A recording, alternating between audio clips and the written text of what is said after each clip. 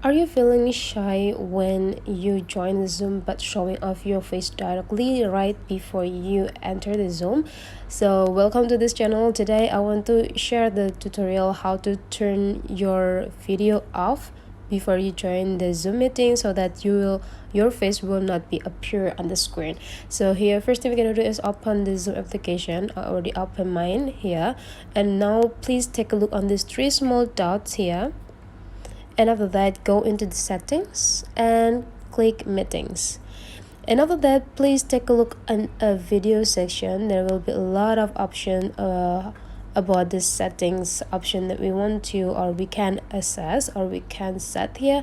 And since we want to turn off the video right before we join the meeting, please click turn off my video, so your camera will be off right before you enter the meeting, and you can like turn it on again after the host allow you or the host asks you to turn off your video.